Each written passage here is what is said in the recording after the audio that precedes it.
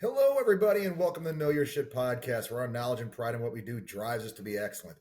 My name is Josh Cadillac, and once again, I'll be in the driver's seat for today's show as we learn how to stop just chasing paychecks and start closing customers for life, how to build a business that perpetuates itself. And we do that by speaking to some of the most successful people in other industries to see how they built their business. Today, we have a great show because we have Lior with us. Lior, how are you today, buddy?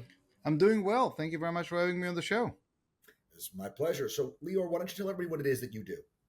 Okay, so in the last 3 decades, I've been consulting some of the largest brands around their customer strategies and how to transform their business to be focused on their customers. So, how to maximize relationships, to maximize profitability, and ultimately to keep them as long as possible.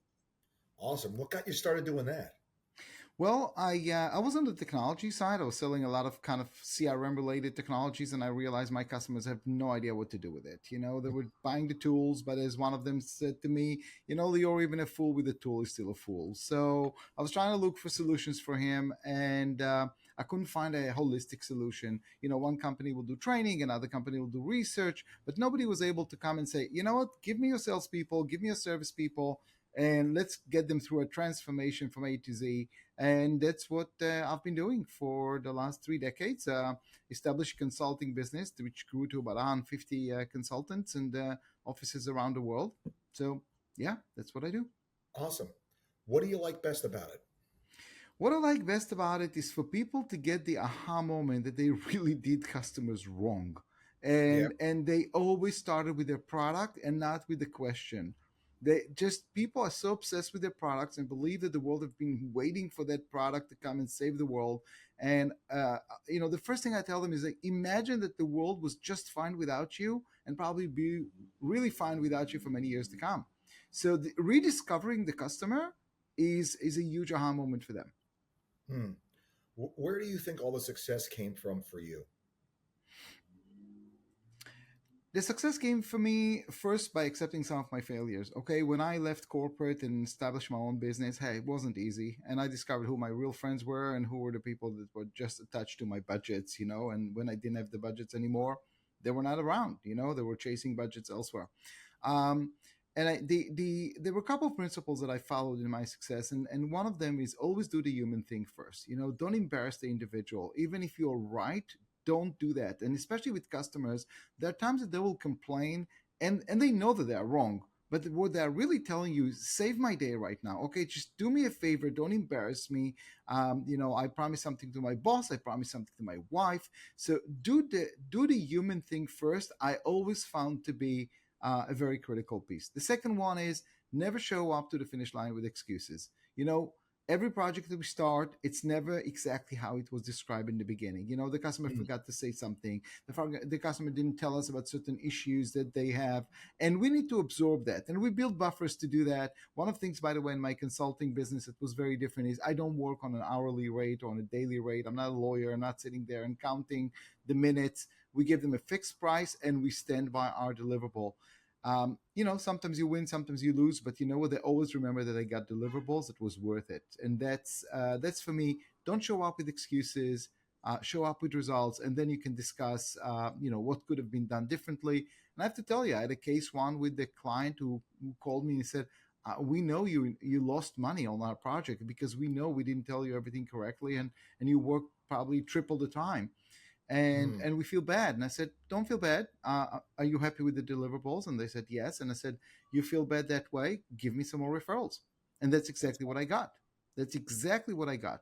And the other thing I'll tell you, anyone who works with clients, we had a very different definition of success. We ask ourselves, would the client get promoted as a result of our project? And it's a different question to ask than to say, did we deliver what we promised? It's a difference between delivery and achievement. Did we make our customer, our client, achieve something that is notable enough that they will be promoted? And that's how we actually track our success. good stuff. Good stuff. Lior, in assessing yourself, what in your makeup would you say is what has made you good at what you do? What in your character? What in the way you are? So there's a joke in the industry, including the big four like Accenture and Deloitte, and they always say that I punch above my weight. That Punch is above your weight. Yeah. always the thing. I spoke to competitors and said, Lior, you punch above your weight. And thank God I was able to work with clients like MasterCard, like Mercedes Benz, like Delta Airlines, Walmart. I mean, definitely not, the territory of a smaller consulting business. And we closed some major deals, millions of dollars of deals. The larger deal that we closed was $19 million. It was not insignificant. So I think the first one is I don't see titles, and I'm not afraid of whatever the name is. I'm looking at the human. And you know what? Even the biggest CEOs I worked with, they're human beings. And I start with the humanity and ask myself, how is that person struggling and what can I help them? So Sure. that is something. I came from a very humble upbringing. Okay. I went to school where my teacher told me that I should not even go to high school because it's a waste of time and I should just get Yeesh. you know, get a profession, go to occupational school. They said it to all of us. They thought, by the way, they were saving us from embarrassment because why should we go to high school and then find ourselves, in inferior position. So that definitely left a scratch on me, as in, but I don't want to say that I live my life in order to prove them wrong. So Can I can I tell you yeah, something, Leor? sure. I was reading the other day. A teacher had told Thomas Edison that he was too stupid to learn anything, and that he should go into a profession where he could trade upon his wonderful personality. So Well, you're you're in good company, I'm in right? good company. I'm in good company. I didn't even bother to look back and go to that teacher and prove them wrong because I don't want them to have agency over my life. But I Hmm. would say that coming from a humble place helped me actually look at humanity, look at people in a different way, um, and do the human thing first was always my principle. The other one I would say is from day one and in everything that we do, we try to see if there is a match between us and the customer. We don't want every customer. And we told them that. We do Sure. not want every customer, and we will fire customers. And we have fired customers if the customers were not the right customers for us. And a lot of organizations, when they are so market share oriented, don't have the discipline for that. And they're bringing a lot of crappy customers who are consuming disproportionate amount of time of service and hand holding and so on and so forth. And they come at the expense of the profitable customers that you should be focusing on, that they are the right customers. So if your audience wants a quick way to look at this as a funny way, we always look at customers at frequency and profitability. So at the top of your pyramid are the frequent and profitable customers, the FPs. They should be getting the most service and the most attention and the most customization and everything else. Where's the problem? Maximum love. Right. Where's the problem? The problem is in the frequent and unprofitable, or in short, FUs. The FUs, I it's a love it. professional term. Don't misuse it. The FUs are eating your resources, and what you do is you take profitability from the FPs and you spend them on the FUs. The FPs now are not getting the service and the experience that they need, and the FUs are getting service and experience that they didn't pay for. So guess what? It's not an issue of time. It's an issue of time allocation, and that's where we get stuck. We are not discerning enough about selecting our customers, and then we go on a journey where we waste a lot of resources trying to please people that really honestly do not think we're worth the money anyway. Mm. Yeah, people that have a bad attitude and don't appreciate everything that you're doing for them in the first Yeah, place. There's no way to win. You're trying to please people that there's no way to please. yeah. Makes a lot of sense, and that's true in just about every business. And I'll tell you something, Josh. I know some of the listeners, you need to have targets and this and that. Let me tell you something. I ran my company for 20 years without growth targets. Okay. But we were Inc. 5000 for 6 years in a row for growth without growth targets because we focused on selecting the right customers. And when we did, relationships got deeper and we got more business as opposed to just chasing growth for the sake of growth. And then you stuck with people who are not willing to pay and are not willing to appreciate. So I Yeah, did beat the growth challenge. And by the way, Inc. 5000 told me there's only 6% of companies in America that able to be 6 years in a row coming, on the fastest growing companies in the United States. We did it nice. without having growth targets. Love it. Yeah, no, I think that there is something to be said for that. Just go in and turn in a great day every single day. Go in there and kill it today. And Absolutely. if you stack enough of those days up in a row, you get something really get someplace that is going to surpass those growth targets that you didn't bother to set up. Absolutely. What do you think makes you passionate about what you do, Lior? I had a client who came to me once and he told me, "How come you didn't fire us? We were so difficult. We were so difficult." I mean, and I said to him, "Are you happy with the results that you have received?" He said, "Absolutely. I mean, we have achieved way beyond what we believed." And I said to him, "Here's why I did not fire you. A, I probably believed in you more than you believed in yourself. And the second thing is, I know the journey of transformation. You don't. So you freak out at every obstacle, and I know how to circumvent that.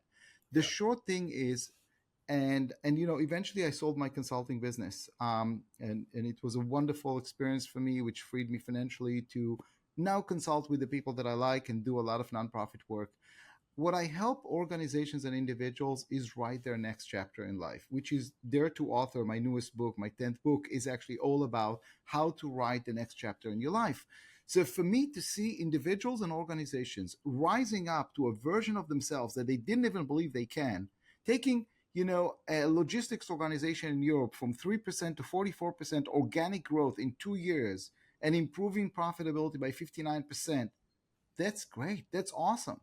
The story of Mercedes-Benz USA, where we work with 350 dealerships and tripled profitability while taking number one position customer satisfaction within 2 years, that's amazing. And people are Hmm. proud of it. And to see clients, executives, and employees proud of their achievements and looking back saying, "I didn't know I can do that." Yeah, That's my cake. I That's my love cake. it. I've done it 400 times already at 400 different transformations around the world. That's my cake. So let me ask you this, Lior. How do you manage yourself when things don't go right? Unmet expectations, Ooh. disappointment. What do you, So what's the tool you use to keep yourself on the I'm rails? I'm gonna give you a great tool. So in the book, I talk about an interesting phenomena which I call the gratitude denial syndrome. I'm sure, Josh, you've had that before. If you had a performance evaluation and your boss is giving you some good feedback, you're starting to become very anxious. And it's like, okay, get to the bottom line. What's wrong? Because you're giving me all this feedback only in order to package it Off for. the blow. Yeah. Yeah, we suck at accepting gratitude and good feedback. We always deny it, we always put it down, and I argue in Dare to Author that this is the biggest mistake because this is our energy for the future. And if we don't recharge, we won't be able to do it. So here's what I have. It's a practical thing. I have in my Outlook a special folder called Thank You. Every time somebody said thank you to me, because I delivered a good speech or I did a good workshop or whatever it is, it goes straight there. In my worst days, I do two things. I go back to that folder and I review that in order to remind myself that today is a tough day, but it's not the definition of who I am. And I Yeah. had other days. So I create that repository exactly in order to refuel me when I need it. And then I'm thinking about someone, it can be an employee, a client, a friend, and I'm sending them a letter or an email on saying, "I appreciate you because of this and this," or "We just had this interaction and it was awesome for me and I appreciate that." So by doing that, I tap into the power I do have, not the power I don't have. And the power of inspiring other people is extremely important. And here's the proof for you that we're not doing it enough. I did this exercise with a a conference of executives, and I told them, everybody take your phones out, and I want you right now to write a text message to an employee that you appreciate and tell them why you appreciate them. Just simple exercise, okay? They all did it. Within 5 minutes, the phone started to ring. The responses were something along the lines of, "Am I fired?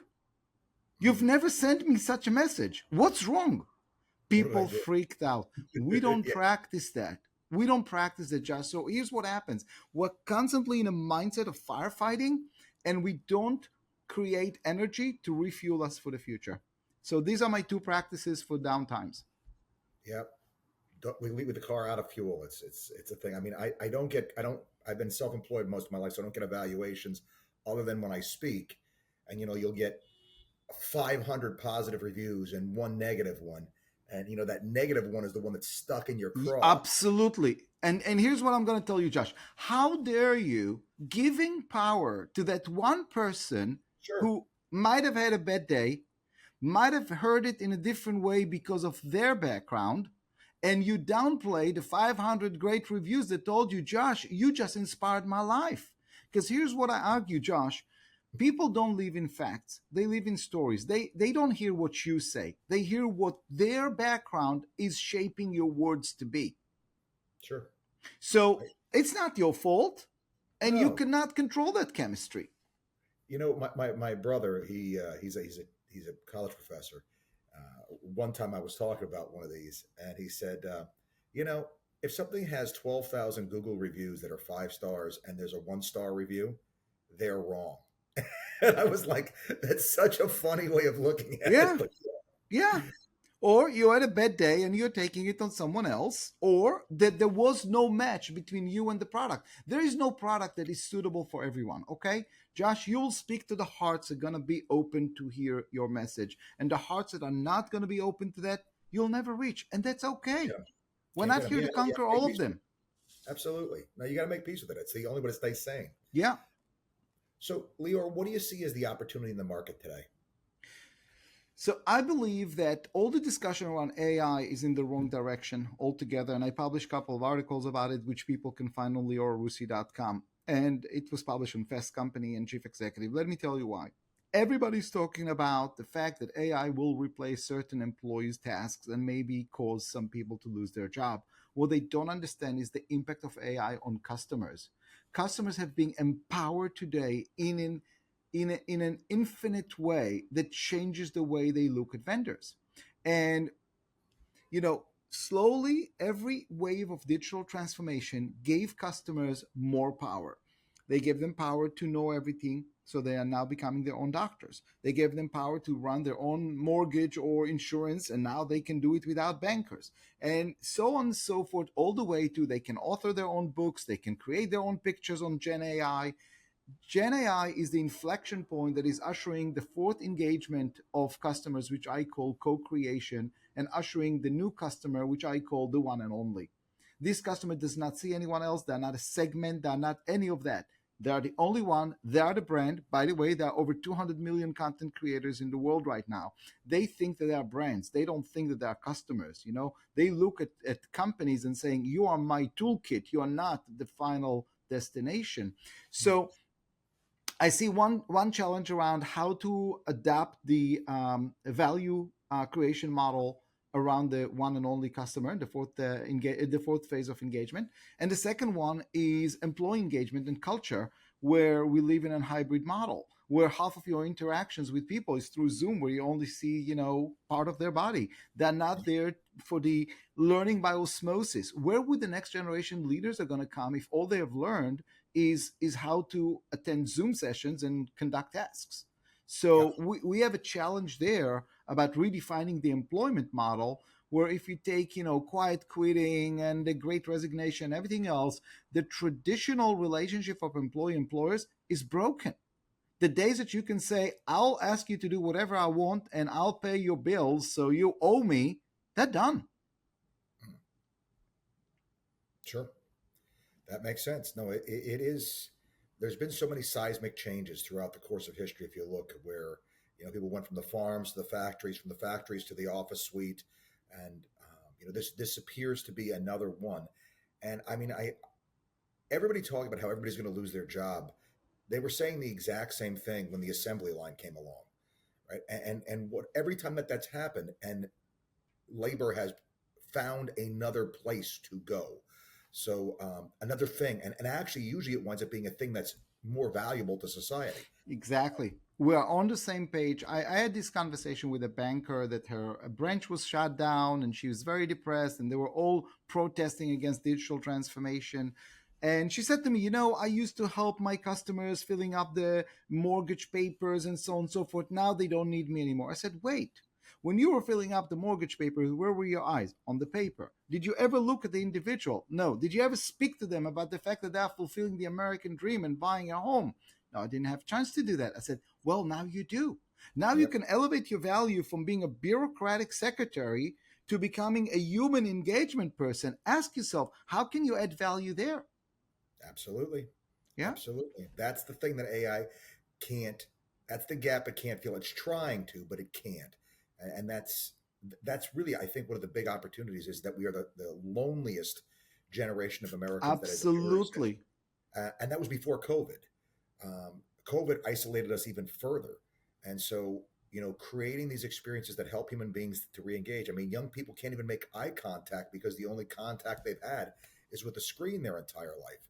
So helping them to re-engage in humanity is something that the human soul, I think, needs, and it's the reason why you have so many disaffected youth, I think. I'll give you a great example. I just read an article in the Wall Street Journal about the transformation that the new CEO of Starbucks is doing in order to bring the company back into profitability and growth. And there were two pieces that I'm glad the Wall Street Journal actually wrote about, because that tells the story that and exactly amplify what you just said.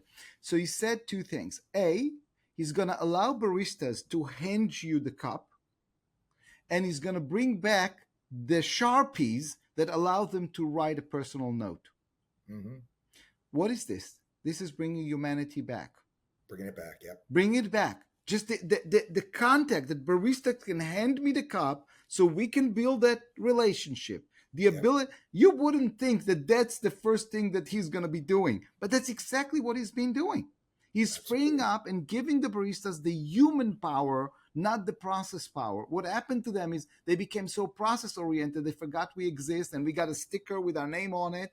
But yeah, it used to be that, repeating customers got a little smiley and it says, love you, Amanda, or whatever. And that made the day. Yeah. And they took it away in the name of process. Yeah, no, I feel like Boeing could use absolutely could use a hand in that front. Absolutely. That one seems to be just a toxic cesspool at this point.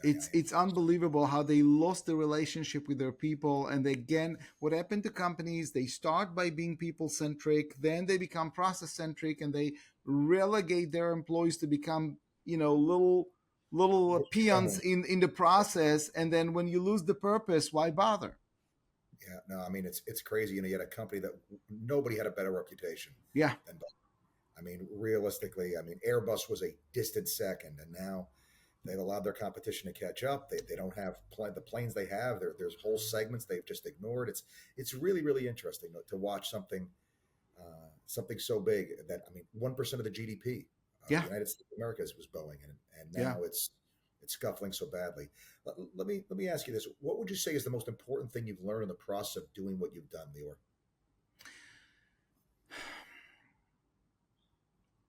Without full conscience, oftentimes we act as victims. We place ourselves in the state of victimhood, and we don't understand that by blaming others and being a victim, we are holding ourselves back from moving forward, and we're giving agency to other people over our lives. Absolutely. Anytime that a new change comes to organizations, you can see all employees are defaulting to victim. See what you're doing to me. See what guys, nobody's doing anything to you. The world is moving forward, and we're just trying to move forward with that. And what happened is they get stuck in an old story. They get stuck in an old chapter of their lives, and they do not know how to craft it and move forward. And that's the saddest thing. You see people with capabilities falling into the victimhood trap and do not even notice that they're acting like victims, they're speaking like victims, everything has been done to them, and they don't focus on the power they do have, they focus on the power they don't have. And the first thing that I explain to employees is even your CEO have power that he has and power that he doesn't have. It's only the question of what are we going to activate? Are we going to activate the power we do have, or are we going to activate the power we don't have? And again, in the name of victimhood, what do they like to do? They like to philosophize. The classic question is the glass half full or half empty? And I changed the question right away, and I said, that's not the question. The question is, how do we fill up the glass? There you go. No, I talk a lot about this because I deal with a lot of self-employed people, right? Yeah. And when you get your head wrapped around the idea that you are the CEO of your own life, and the second you start to complain about something, as you said, you turn yourself into a victim. And the problem with victimhood is it does nothing to correct the underlying problem. You're not taking and using what you have to do something about it. I think, and what I have always taught is CEO question number one. If you say the CEO is never allowed to say it's not my fault, if you take that off the table, when anything bad happens, what you're left with is CEO question number one. What the hell are you going to do about it? That's Right? I right. mean, this is what's happened. All right. What can I do? What's within my power to do something to change it? Because if you don't, all you're doing is complaining. You're sitting there in the passenger seat of your own life with a pair of handcuffs on saying, I don't like where we are. And that is a position that's never going to get you anyplace. And you know what? Life is ups and downs. Okay, 2009 was a horrible year for me. Okay, we lost within 1 month. 90% of our books of orders was canceled. Okay, and it doesn't matter that I had agreements and everything else. Companies said sue us. Okay, and I was working with some pretty large Fortune 500 companies. That's it's just part of life. Life in the book in Dare to Author, I talk about the fact that life is full of unexpected events. Okay, we didn't choose our parents, we didn't even choose to be born. Okay, Yeah. life is full of them. The question is, how do we convert those life experiences into future resilience and into future toolkit? We need to apply a process like that. And if many of your listeners are independent owners and so on and so forth, I always tell CEOs, look guys, as a CEO of my own company, I don't know if I'm funny or not, because I don't know if people are laughing because I'm funny or because I'm the CEO. There's a certain Mhm. loneliness when you're alone that is always going to be there. Find yourself a Yep. mentor, find yourself somebody who, at the deepest moments, will come kick your butt and tell you, get out of here. You can do better than that. You've had good days, and this is just one day. It's not the definition of who you are. My father used to say to me all the time, heavy is the head that wears the crown. Absolutely. It's a cold, dark, lonely place at times up at the It's very top. either it's either a burden or wings to fly with. You will Yep. decide. Yep. No, that makes a lot of sense. I very much like the idea that you didn't even choose to get born. You've been adapting to something that was outside your control since the That's beginning. right. So why should this be anything new? Yes, exactly. That's really solid stuff. All right, so this is a little bit more lightning roundish, Lior, just kind of Sure. get a sense for you. What would you say you're most proud of it in business that you've accomplished? Most proud in business, definitely winning the Mercedes-Benz account. It's a marquee account. It changed everything. The moment we got those clients, that as a client, and we were successful. I mean, the rest followed. Nice. Yeah, that would be a nice one to have on the mantle. Yeah. I could see. Similar question, but a little bit more personal. What are you most proud of in life that you've accomplished? 5 children's, 5 grandchildren's. Very good. Good stuff, man. Good stuff. Um, what one piece of advice would you give our listeners? You start leading your life to victory and away from victimhood. Start designing your story to be the hero of it and not the victim of it. That's what we do. We're Yeah, acting as victims when we don't choose to be the hero. yeah. What one book would you recommend? Well, that's not fair. I have a book now that just came out, which Well, so is let's do two things then. One, let's talk about your book right now, okay. and then we'll have to like recuse you as the author and say what other book would you recommend? Thank you. Okay, that will be easier. So, Dare to Author came out in order to help people exactly reflect on the state of victimhood and the fact that if you don't author your own life story, then it will be authored for you. For many of the entrepreneurs, there's a whole chapter on imposter syndrome. We all go through it, and how do we overcome that? Good news, bad news, another filter that helps us that shape our story in a very twisted way, and that I provided with prompts and templates in order for people to start thinking about how they want their life story to be crafted, how to lead other people, how to lead teams, and how to lead your life personally. So it's my latest book, highly recommended. Give it to somebody you love who you want them to get out of victimhood as well. What's the title again, Lior? Dare to Author. Dare to Author, and Dare it's to Author available on on Amazon, Amazon Audible. and all the great places that you can find good books. Okay, Dare to Author. Is it an audiobook? Not yet audio, but Kindle and written format. Sounds like a good one. All right. Yeah, thank you. Favorite book not written by a guy named Lior. What got you here will not get you there. Okay, good answer. Favorite movie of all time. Notting Hill. Okay, famous person in history you'd want to meet if you could. famous person in history. Does he have to be dead or can he be alive? Dealer's choice. Okay, Richard Branson. I'm Okay. fascinated by his way of thinking. What person from your past would you want to sit down with and have lunch with today if you could? I would have wanted to sit down with my grandfather. He had over 100 grandchildren, so he didn't have a lot of time for all of us. This is what And happens when you don't have cable television. so yeah, I think I'd love to sit down with him and understand the journey that he have gone through. He also, ultimately he was a street cleaner. He didn't have much of money or anything else, and raised his family with pride, but with very very little resources. Hmm. Now there's the idea of being poor and proud, the proud poor, was a very big part of history, and we've kind of made living with pride and not having a lot of resources kind of like there's These are something some wrong. Josh, It, these it, are some it's of the most resilient people. Oh man, absolutely they're so resilient. They can take anything. I wish I can infuse my children with a little bit of that resilience, so they can get to appreciate things. Every so often I tell other people, I wish every American will get a passport and get out there to the other world and see what other people are living through, and they'll come and appreciate what we got here. absolutely. It's the thing with those folks, and I I really believe this is true. It's that they've endured so many hard things that they know about themselves that they can do hard things. One of the greatest Yes. gifts I've always said that my father gave me is as a young boy, he put me in really, really bad positions where I had to do things that seemed like they were impossible. And he made me stick with it until it got done. And now I know that if I'm in those situations, if I got to work 24 hours with no sleep Yeah. and very little food, whatever, Yeah. I will still be standing. My, fa- They're bigger men, stronger, whatever. They'll be on the wayside sucking wind. I'll still be in there plugging away. And that's the gift he gave me, right? And so I think that these folks are so hard and so tough because they've been through hard times and survived. They didn't have the choice. yeah. I agree. I agree. So, what one piece of advice, looking at where you are now, would you go back and give a younger version of you? Launch your business earlier. Don't stay in corporate for too long. I was Okay. afraid. I had children. I had mortgage.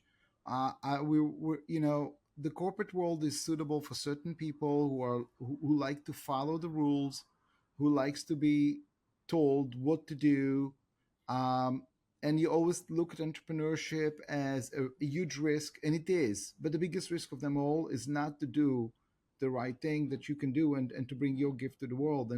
And the longer I stayed in corporate, I was more miserable, and it's not that it was easy, okay, but what I'm telling myself today is take a deep breath. It's all normal. You're not the only one. And probably the piece of advice I would have given myself also is get yourself a mentor. I think I was wrong for not doing that. I didn't have time. I was traveling a lot, but it was an excuse. And I should have gotten a mentor. I think a mentor would have been able to soothe some of the down moments better and help me rise up faster. Understood. If you had to take and pick, who would you choose to have in a foxhole with you taking fire? Who would you trust to have your back? I have a dear friend. He is I actually wrote about him in the book as well. He's leading an organization that take teenagers to tragedy-ridden places like hurricanes and stuff like that to rebuild it. This is a person I will trust with my eyes closed. Will Hmm, will be good. awesome. What do you do to unwind, Lior? Write. I love writing, All and right. I have the two other vices is I collect watches and I love Swiss chocolate. So you said watches? Yeah, Ah, okay. Good yeah, stuff. yeah. Like old I watches or think we need to celebrate time. We need to infuse it with personal purpose. Don't turn time into a process. Don't turn time into a thing. Time is hmm, the precious thing we were given here, and watches are just helping me celebrate it. I love it. what's next for you? What's the next project? What's the next thing you got rolling around there? You're not a rule follower here, right? So you So always got something in the in the so in the. I'll share one of them. Okay, so I'm also an investor in startups, and there is a startup right now that we are launching in the food scarcity space. We're very excited. We're in early production stages and early, sales in stores and so on and so forth. And so far, the responses are amazing. When we'll be successful, not if, when we'll be successful, we'll redefine the whole ready meal business. So very excited about that and very involved. All right. Last question I have for you, Lior. Mm-hmm. Where can people find you? So people can find me at liorarussy.com, LIORARUSSY.com. My articles are there, my videos are there. I'm ramping up right now social media as well. So LinkedIn is where I'm most active, but I'm also on X and Instagram. But with the new book, we want to turn it into a movement. I've written other books. I've already done the ego thing about I wrote books. This book was written because I want to empower people. So um, please give yourself a chance and write your own story. Don't let it be written for you. Yeah, yeah. Well, Lior, thank you, buddy. It was great, great chatting with you. The book is Dare to Author, and sounds great. I mean, it sounds like something I'd enjoy picking up a copy of just by virtue of the fact that I think we're talking about a lot of the same things. Thank Stay you. with that victimhood, and I definitely I've enjoyed your take on it today, and I'd want to hear more about it. So thank you so much for your time and for being on. Thank you very much for having me on the show. It's my pleasure. And thank you to all of our listeners for hanging out with us, spending your time with us, reminding you, as I always do, guys, there's never a good excuse not to know your shit.